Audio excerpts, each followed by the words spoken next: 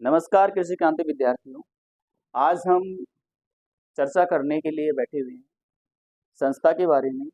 और यहाँ पे हमारे साथ एक विद्यार्थी है, कृष्णा नाम का बच्चा है ये। और आज इस बच्चे को पढ़ते हुए लगभग यहाँ पे 10 महीने प्लस हो चुके हैं। और 10 महीने के दरमियान इस टाइम पीरियड में कैसे इसकी पढ़ाई रही है कि नहीं है, और 12वीं का एग्ज़ाम की तैयारी भी यहाँ से की बच्चे ने। तो उसमें इसको क्या-क्या एक्सपीरियंस रहा चीज़ों के अंदर। हमारे पास जो बच्चा आया है वो 12वीं के अंदर आया है डायरेक्ट, 12वीं फाउंडेशन के लिए आया है। तो कुछ एक जो पॉइंट्स हैं संस्था के बारे में, क्योंकि बच्चे ने बखूबी इसके ऊपर मेहनत की है पढ़ाई के ऊपर, और यहाँ की सिस्टम भी देखा है कैसे यहाँ पे पढ़ाई होती है कि नहीं है? क्या-क्या चीज़ें बच्चों को मिलती है एग्रीकल्चर के अंदर। तो आज हम उनके बारे में जानने की कोशिश करेंगे। भाई, जो अदर डिस्ट्रिक्ट के बच्चे हैं उनके दिमाग में थोड़ा-सा यही मानना होता है कि जयपुर, उदयपुर, आखिर हम दौसा क्यों जाएँ, है कि नहीं है? आज इस वीडियो को हम पहले शूट कर रहे हैं, उसका कारण ये है कि जब इस बच्चे का रिज़ल्ट आएगा, तो कम से कम आपके दिमाग में एक बात तो क्लियर रहेगी कि यहाँ पढ़ने वाले बच्चों का ही रिज़ल्ट पेश किया जाए। क्लियर? तो आज हम रूबरू होने जा रहे हैं। कृष्णा नाम का बच्चा है। आप बेटा अपना इंट्रोडक्शन देंगे? मेरा नाम कृष्णा शर्मा है। मेरे पिताजी का नाम श्री लोकेश कुमार शर्मा है और मैं यहाँ पे पिछले 1 साल से पढ़ रहा हूँ और मेरा 12वीं से पढ़ रहा हूँ और मेरा फाउंडेशन बैच था फर्स्ट।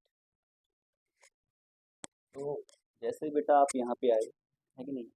आपने यहाँ पे डेमो क्लास लिया, ठीक है? हाँ। तो डेमो क्लास लेने के बाद आपको क्या फ़ील हुआ? पहली बात तो आपकी जो मैं अगर 11th क्लास की बात करूँ, तो 11th क्लास कौन-से स्कूल से थी आपकी यहाँ? जी सर, मेरी 11th क्लास थी Ramkaran Joshi government senior secondary school और मैं यहाँ पे डेमो के लिए आया था। तो डेमो तो बहुत बढ़िया हुआ था मेरा। अगर मैं आपसे ये पूछना चाहूँ कि भई यहाँ संस्था के बारे में आपको कैसे पता चला? सर, संस्था के बारे में मुझे ऑनलाइन माध्यम से पता चला, यूट्यूब से। अब आपने डेमो क्लास लिया, ठीक है? डेमो क्लास को लगातार आपने कंटिन्यू रखा, हाँ। क्लासें यहाँ पे। तो यहाँ पे कुछ ऐसा परिवर्तन देखने मिला कि सर डेमो के अंदर कुछ अलग टीचर चल रहे हैं, फिर साल भर के अंदर कुछ अलग टीचर चल रहे हैं, ऐसा कोई परिवर्तन देखने मिला आपको? जी, यहाँ पे डेमो क्लास में मतलब बहुत बढ़िया तरीके से पढ़ाई और वैसे ही पढ़ाई हमें पूरे साल भर मिली। वही हमको मतलब सर वैसे ही तरीके से समझाते थे, वैसे ही तरीके से हमको लिखवाते थे नोट्स। चलिए, ये तो बात रही कि डेमो क्लास के अंदर जो टीचर पढ़ाएगा, वही टीचर साल भर पढ़ाते हैं यहाँ पे। हालाँकि ऐसा होता ही नहीं है कि डेमो क्लास के अंदर कुछ और या फिर लॉन्ग ईयर में कुछ अलग चलता है, ऐसा कुछ भी नहीं है। जो टीचर हमारे पढ़ाते हैं वो रेगुलर टीचर हैं, वही टीचर पढ़ाते आ रहे हैं। क्लियर? अब मैं आपसे छोटे क्वेश्चन करूँगा 1 टू 1। क्लियर?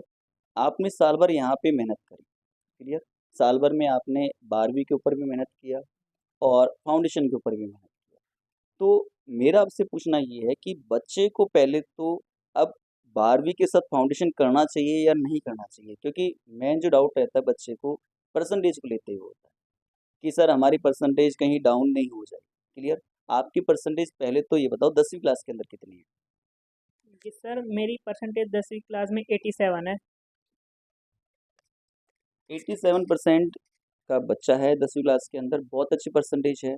और जहाँ तक हमारा मानना है इस बच्चे की परसेंटेज 95 प्लस ही आएगी। क्लियर? आपका ये जो वीडियो है हमारा पहले शूट हो रहा है, तो 95 प्लस परसेंटेज हम पहले ही बता रहे हैं कि इस बच्चे की आने वाली है, क्योंकि हमने पहले जोड़ लिए नंबर। हालाँकि अगर हो सकता है कि कोई 1-2 नंबर का ऊपर-नीचे हो जाए तो परसेंटेज हल्के से ऊपर-नीचे हो सकती है, बाकी 95 प्लस ही रहेगी। बात करते हैं परसेंटेज की। तो आपने जो फाउंडेशन के अंदर पढ़ा, हमने जो क्लासें दी, आपकी जो फाउंडेशन